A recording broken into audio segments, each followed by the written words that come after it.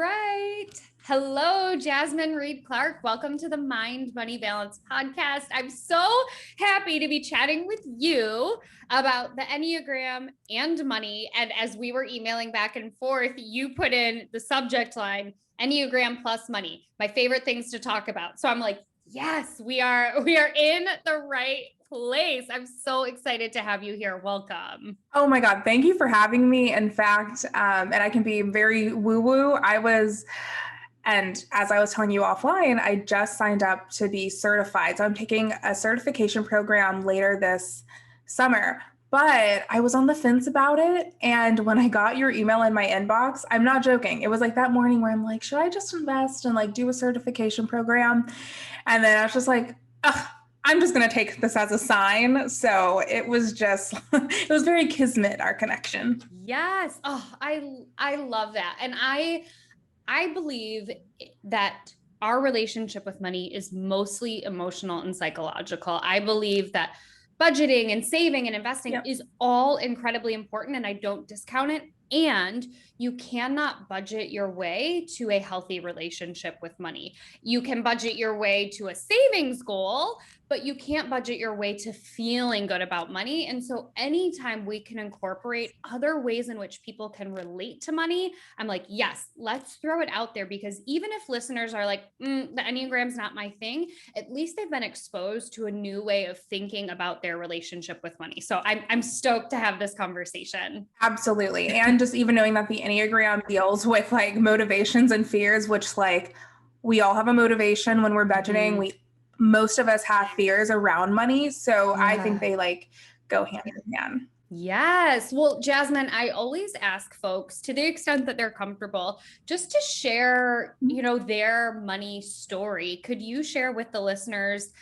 I mean, you are a guest writer for the Financial Diet. You talk about money all the time. Is that just something you were comfortable with, or did you have a couple of roadblocks getting to where you are today? No, I love this question. It's so interesting how you kind of can realize everything in retrospect. So growing up, I grew up in an upper middle class home, and I really had, I think, both of my parents came, I think, to understand money in really similar ways, but my dad had a huge influence over me. Both of my parents experienced upward mobility. I mean, they're boomers. So, I mean, lots of things happening in the background, but my dad was like, you always have to save for your future. And even when I like got my first, I think even an internship, but definitely my first like full-time job, he would always have me put money in my savings account, but the 401k was huge. And he just drilled it into my head.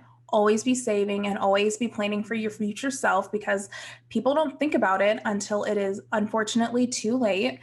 And I don't know, like I just really absorbed that. And so I took that with me I started working when I was 15 or 16, working at the movie theaters. And then obviously I work now as a 30-year-old. And so that stuck with me. And I do remember going through different phases. When I was younger, I had a turquoise treasure box, saved everything. Like I saved every penny, and I would get so excited as the number grew. And then even when I went to college, my first year, I was a penny pincher. And then we started drinking in dorms and going out for pizza, and I completely lost all sense of reality with money. I don't know, like I was definitely doing that broke college kid life, but I graduated, had to move back in. And once I got that first job, my dad was just really instrumental in sitting down with me.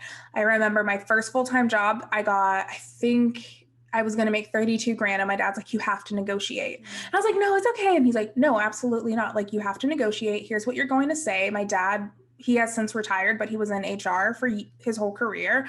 So that is like a very privileged tool that I had my whole life, was having not only a male figure in the home who was, yes, the primary provider. Both of my parents worked, but he was also a dad who was really, my God, hands-on and being like, this is what you got to do. So I think I made a lot of mistakes, but I had really healthy principles. And one other thing that I really didn't realize until after I got married and I saw just how differently my husband and I approach money is my husband definitely has a scarcity mindset, and he has his own trauma and upbringing behind that.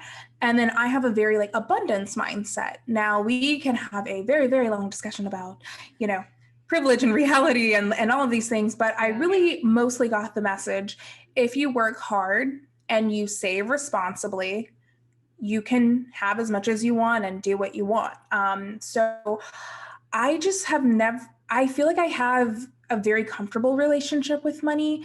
If anything, I kind of had to confront two major things in the last few years. One, I thought I was a lot better with money when I was making really good money. And for those who don't know, I left recruiting and HR to now become a career coach and a writer, but I still do freelance recruiting and HR consultation. But when my business was first taking off, I went from making $90K a year to $30K a year.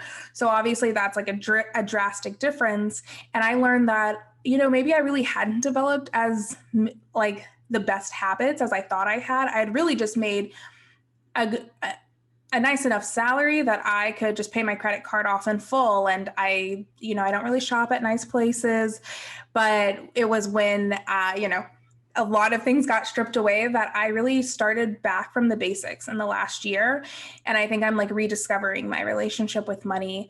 And the other thing is finding out priorities. I think I've had to reestablish what my value system is with money, but I have to say, like, it's just never been a scary topic with me. And I just think I got really blessed with, and I almost hate that answer because I know that answer may feel like it almost feels like too pure, but I just had parents who were really open about money and I didn't appreciate it always at the time, but I don't know. Yeah. Well, I appreciate your transparency there. And I don't think it's too easy of an answer, too light of an answer. I think what it also does, Jazmine, is shed a light on kind of how rare it is and how, in listening to you tell your story, you acknowledge what a gift it was that your parents and your dad spoke to you about money and how that did potentially set you up on this path to negotiate your first job and to be comfortable moving into entrepreneurship. And I want to say thank you for acknowledging that entrepreneurship is hard and that a lot of us do take a pay cut when we first start out. Going from 90K to 30K, you're not going to see that on somebody's Instagram post. You're not going to see that on somebody's website, but to acknowledge that there is this starting up journey that all of us in entrepreneurship experience. So thank you for that. Oh, of course. And so many lessons and maybe we'll get into it in the episode, but from realizing that like time is just as valuable, if not more than money, and having to put a price on your time. And I will tell you this, I mean it more as a joke, but I am like, everyone needs to be an entrepreneur or work in customer service, like one or the other, because my God, it will teach you so many life lessons. And I'm so grateful for this, even though it has been, you have your struggle months and your struggle seasons, but yes. My God, we're here. Yes. Well, okay, let's take us there. What is the Enneagram? I think for anybody who is like millennial-ish, they've heard the word, they've seen it on their Instagram, they've probably seen it in their inbox. Some people know it and love it, and some people are like, what word did you just say? So give us the high-level overview of what the Enneagram is. The Enneagram is really, I think if you were to take a really shallow dive, you would conclude that it is a personality assessment, but it's actually so much greater than that. It is, there are 9 points, so 9 types, so to speak, and each one illustrates your core desire and your core fear. Now, they have things from being a perfectionist to a challenger to somebody who's security focused. We all have 9 types. It's not that you don't have one or the other, but there's one that we really lead with. And this really shows up in our interpersonal skills, in our work relationships, our marriages, and really the relationship we have with ourselves. And I almost think it's like that life mountain that you're meant to climb and really like the bullshit you're meant to get over in this lifetime. And more than anything, more than what it is, it's also a tool. And it's really a tool for me personally, it's helped ground me. So I'm a 3. I have balanced wings, but I think at work, I lean into my 3-wing 2. And then I think at home, I'm much more of a 3-wing 4. And I have the subtypes, and subtypes are like a whole nother jam. But basically, I tend to lead with what's my one-on-one relationships like, and then how do I show up socially? I really have a blind spot with self-preservation, meaning that I'm not always thinking about how do things benefit me and what does success look like to me. I'm seeing my lens through others. And knowing that it's something I can come back to, it has really helped me in stressful situations or even difficult moments. And then as a career coach, while I currently don't lead with the Enneagram, it's always in the back of my head. So I do have some clients who I had a fellow 3. And I think she wanted to believe that she had different motivations, but eventually I was just able to be like, hey, do you want to be the star? She's like, yeah, I just want to be the star. I'm like, and that's okay. Like I think it gives us permission to understand, like, and that's a part of you. It doesn't mean that you don't work hard and you are not your vanity. But if you know that you want to be the star and you crave public recognition, and that's why you really want this director role, let's be real with ourselves, acknowledge it, because now we can actually get to the stuff that we're here to do. So it's a tool, and it really allows you to better understand yourself.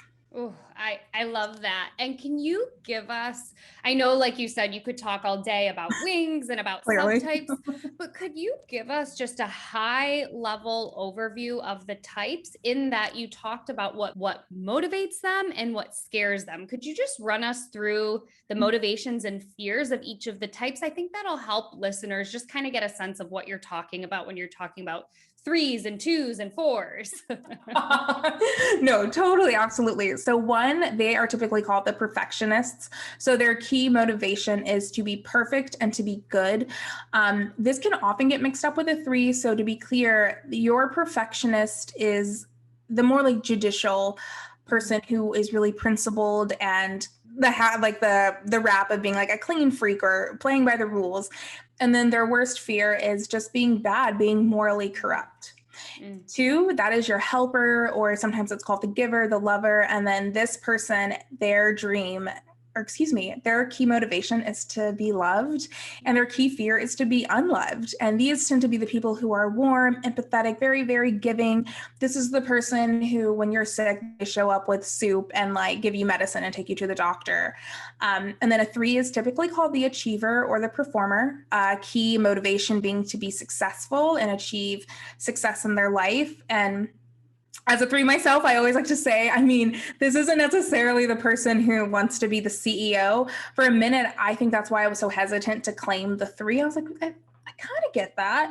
But the 3, I actually had met with an Enneagram coach, and I'm really into home decor. And I wouldn't allow myself to think I was good at home decor until I got published in Apartment Therapy. Wow. And then once I got that goal accomplished, I was like, oh, now I know I'm good at home decor. And that really shows that like I can't take enough of my own word. Like I really lead with some self-doubt. So when other people, like being the performer, when other people applaud me or give me applause, then I feel that I'm worthy. So really the Enneagram 3, their biggest motivation is to be successful, accomplish things, and feel worthy of love or worthy of other people's attention. And then our core fear is to be deemed unworthy or to be a failure. The 4 is the creative individualist. Key motivator is to be individual, different from the rest. And then this person really leads with their emotions. So for a while, I thought I was a 4-wing 3, and they are typically, they always know the cool restaurants. They don't want to be like everyone else. They often feel misunderstood. They're typically your artists. The fear being that they're just like everyone else, or that they have no significance. Yeah. And then 5, the investigator. These are typically your research heavy bookworms, but their key motivation is to be super competent and know everything there is to know about whatever they're passionate about. And then their key fear is to look incompetent, to look stupid, and to look like they don't know what they're doing. 6 is I always say like the secure loyalist is what it's called, but this is like the best friend archetype. And they just want to feel secure, whether that be emotionally, physically, you know, that's what they're all about. These are sometimes the people who have like the same best friends for 10 years. And then their biggest fear is to be in harm's way. So again, whether that's physically, being abandoned, etc. 7 is the enthusiast. These are like the adventure seekers. And so their key fear is to be happy. And then their key motivation is to be happy. And then their key fear is to be unhappy. But these people tend to hate to tap into their feelings. They don't like uncomfortable negative feelings. They tend to be impulsive, but they're a lot of fun. And then 8 is the challenger, motivation being to have control, fear to be... I'm laughing because I'm an 8. No, but it's like, and okay, so is this how you feel? Like, I feel like 8s get a bad rap. I'm just like, I think they just want to know what's the deal. What are we doing? Yeah, totally. I remember 2 things when I found out I was an 8. At first, I was like, "Oh, that's me," and then the second thought was, "Oh, that's me." It was the exact same thought, but the second time through, it came with so much validation in that I was no longer angry just because I was angry. I was angry because it came out of a space of wanting to protect others. So I'll let you finish the 8s, but yeah, I think we definitely get a bad rap. Oh my God, totally. Especially like women 8s, like they totally, it's like, so, so to be out of control would be like the key fear, or to be, and I think there's a lot of like justice, right? Like you don't like to see people being screwed over. And then a 9, the peacemaker, these are motivated by harmony, peace. Hey, can we all just get along? And then they absolutely hate conflict, the worst thing that could happen. But and 9s, I feel like people are like, oh, they're like the forgotten ones, or the ones who just want to be cozy all the time. But I am surrounded by 9s in my life. And to me, they are the most accepting, liberating. I'm married to a 9-wing 8, and then my best friend is a 9-wing 1. And my God, I think they really like, there's a reason I know they say that, like, 9's at the end, because they like round it all out. But so those are all the types. I know that was a lot, but I just wanted to give a little... I think it's really good just to get that high level overview of what we are talking about when we're talking about the Enneagram. And what I appreciate about this too is that I have been reading about the Enneagram for years, and I learned a new moniker for the 6. I had always kind of associated the 6 with like high anxiety and really controlling and really like a nervous Nelly. But I really appreciate that you said, no, this is like the best friend archetype. That helps me kind of reframe how I see it too. Totally. And it's like, and I have such a love-hate relationship with, because I understand having the archetypes, but I think that's why I kind of rejected like the 3 and the 2 at first. Because I was like, I know I'm in the heart triad, but I'm like, I'm not the person who is only thinking about work but now I get it now. You know what I mean? So, So you mentioned your experience of the Enneagram and learning about the 3. What do you think, how do you think knowing about our Enneagram can help us or hurt us when it comes to how we relate to our money? I love this question. The way it can help us is knowing, as simple as it might sound, our key motivations and our key fears. So with me specifically, I know that I think the way that the Enneagram can really help is because it lets us see how we should approach our relationship with money. So let's just take something like paying off student loans. I think something that most millennials can relate to on some level. And as a 1, perhaps the best thing is you want to follow the rules. And so that might look like you knowing that you need to read a bunch of books or find different podcasts that you're really into and have that guidance with you.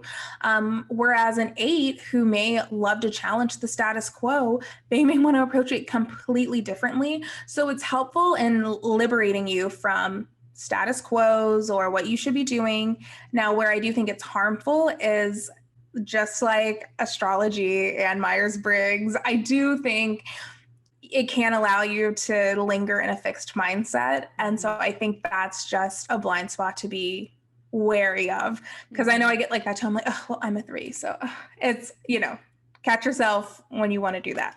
Yeah.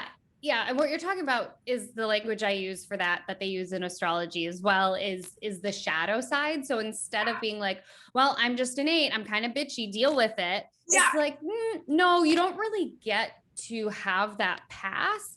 You get to say, hey, I'm sorry that my intensity came off that way. I'm really working on it.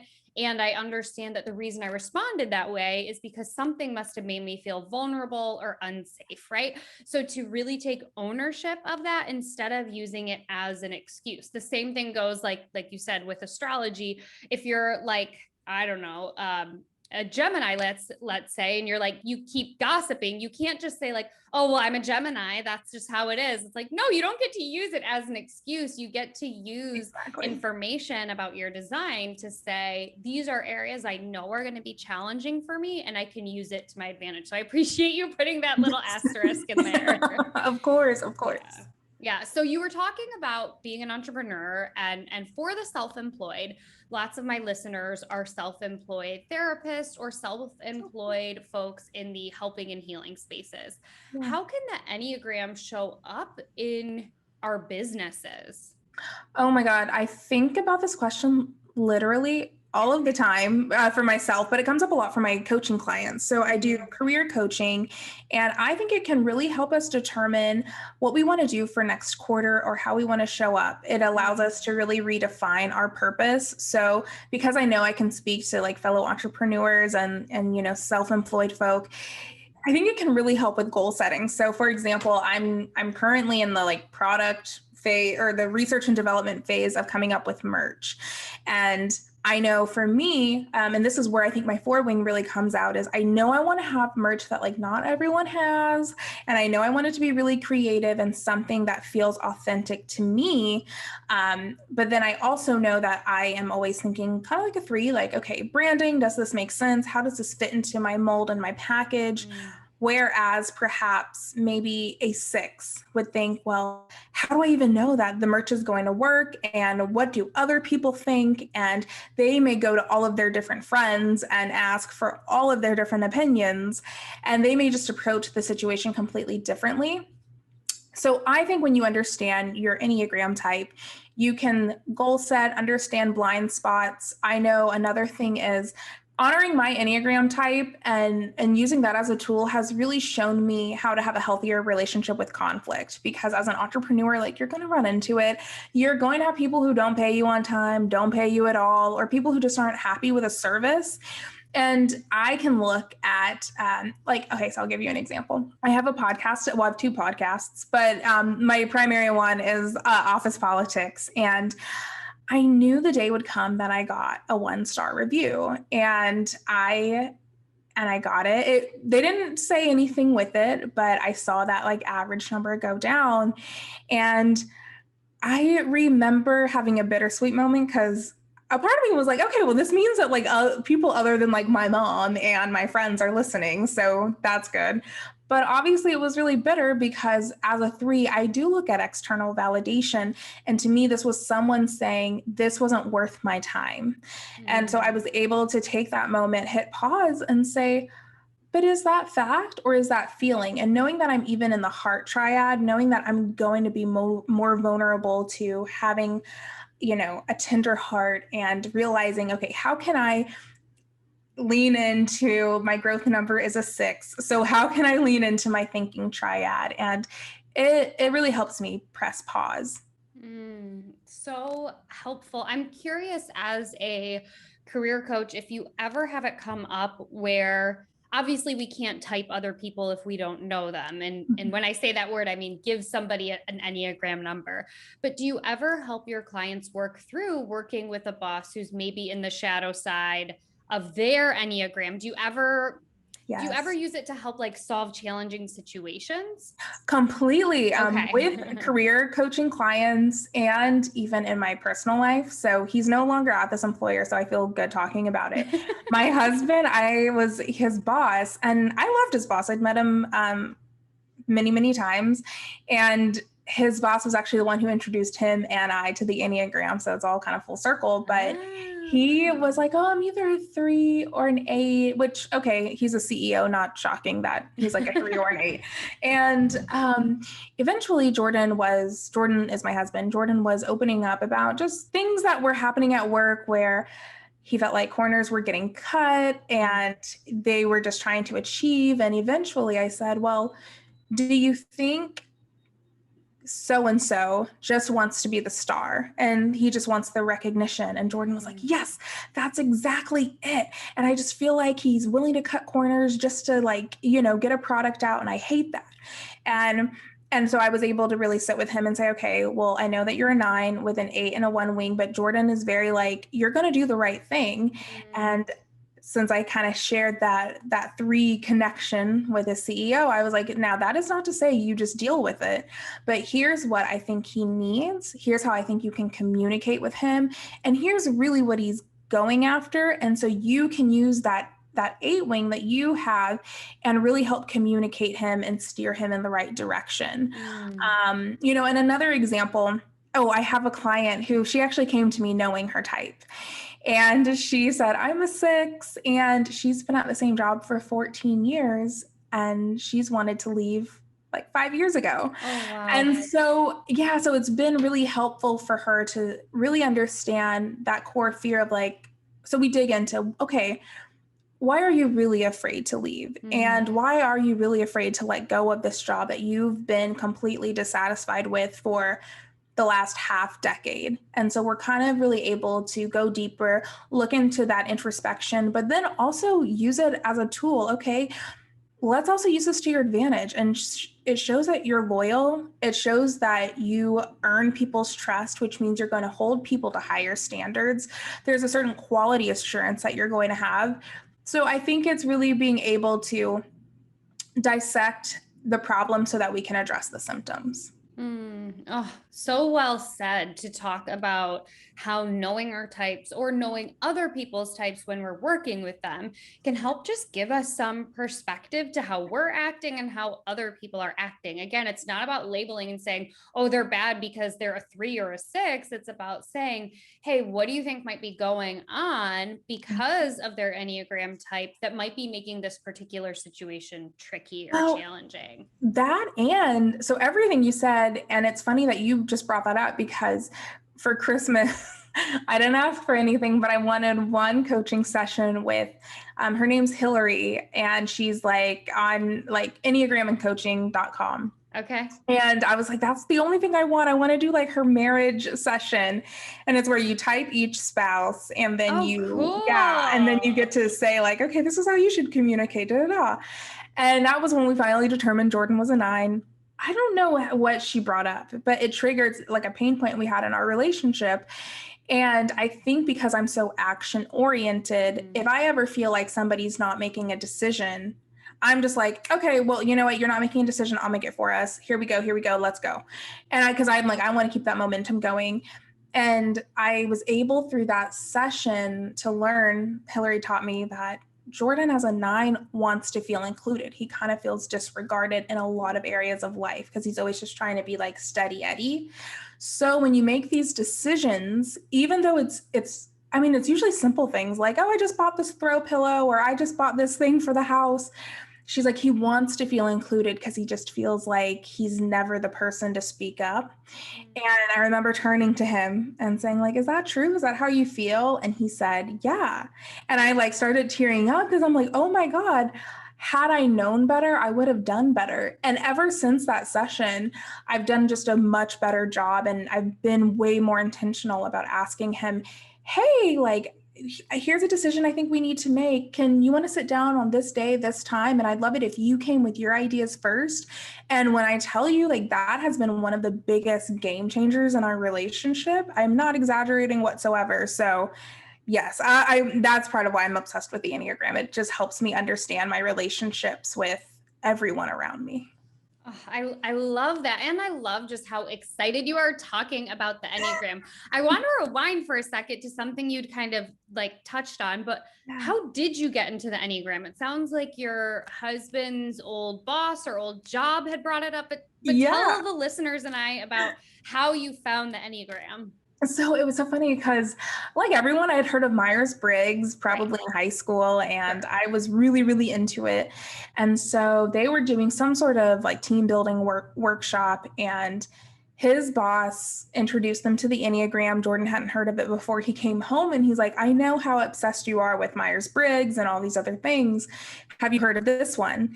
And I think just because I hadn't discovered it myself, and like I was like, what? What what is this, like origami? No, I don't know what this is. Like, let me just no. And he was like, okay, well, I think you'd like it. And then and then my job did a workshop. It was basically the same thing. On the And I think, Enneagram? yeah, yeah. Wow. And Okay. so so then I kind of was forced to really listen and pay attention and be into it. And once I did that, I was like, I kind of saw it with refreshed eyes and I was like, oh my God, this is incredible. And then I kind of just went down that rabbit hole. And, I'm someone who can pick something up and kind of put it down rather quickly. But this was something I became obsessed with. But I've always been really into like that human psychology and understanding human behavior because we are fascinating creatures. And I felt like this kind of just explained a lot of things. And really, there's such power in articulation, whether that be knowing that you have a chronic illness or just being able to have certain words. This just allowed me to articulate things that I didn't know I was feeling, or things I had always felt but didn't have the perfect succinct description to explain myself.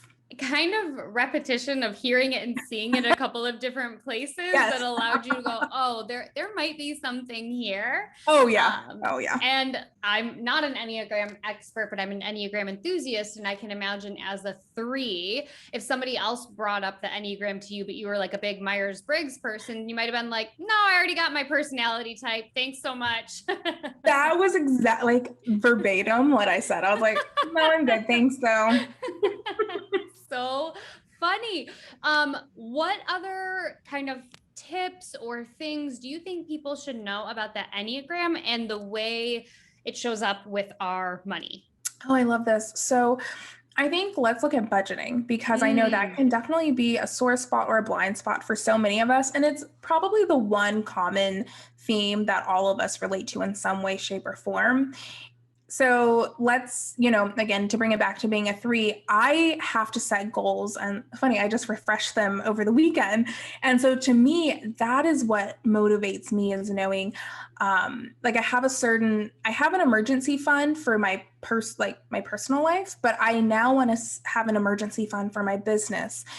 So I'm starting basically from zero, and I set a goal for the rest of the year, and then, okay, how can I double that, over the course of the next 24 months, give or take. So for me, it's setting goals of like, okay, by this date, you should be here, this date, you'll be here. And it's something I can keep looking at.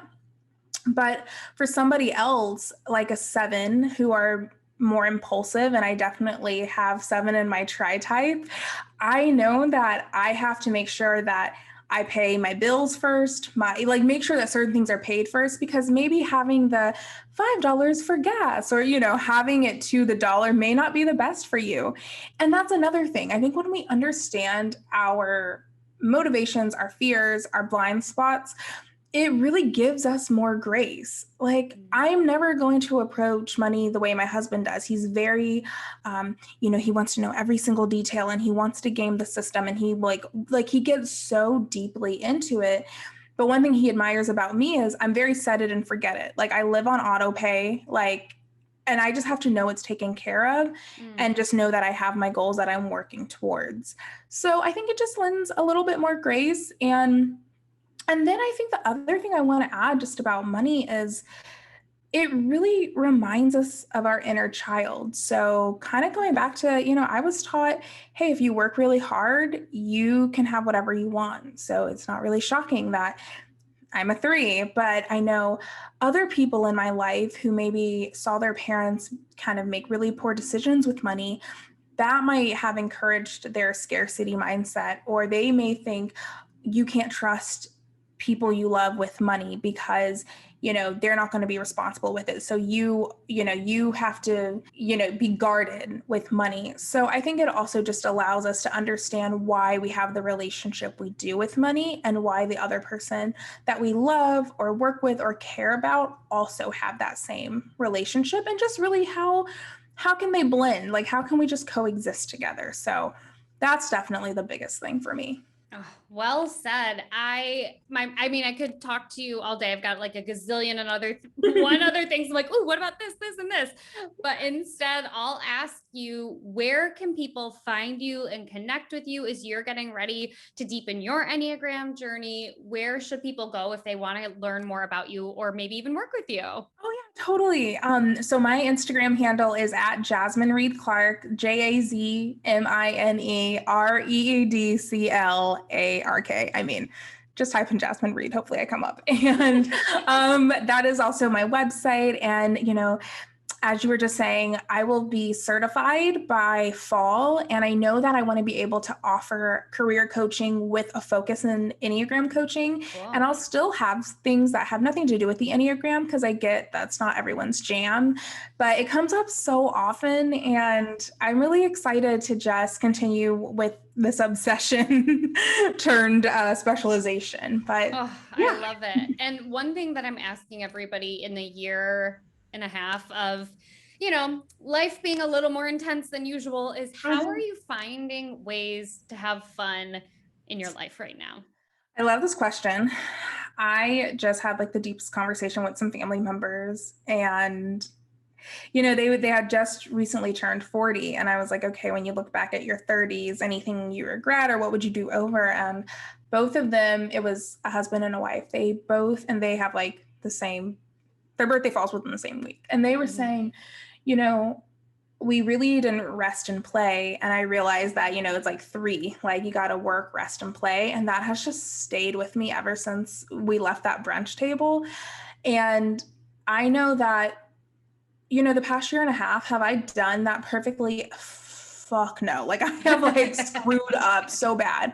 But one thing I'm really proud of is the fact that this whole pandemic forced me to live in the present, because I didn't really have any other option, because thinking about the future, I would crumble. Like, it's painful to even think about last year, but it pushed me to be in the present, have a different sense of gratitude, and really get over a lot of my own bullshit. Like, I was holding on to grudges and resentment, and I'm telling you, I'm so much lighter ever since letting that shit go and understanding that everyone is deserving of grace, including myself.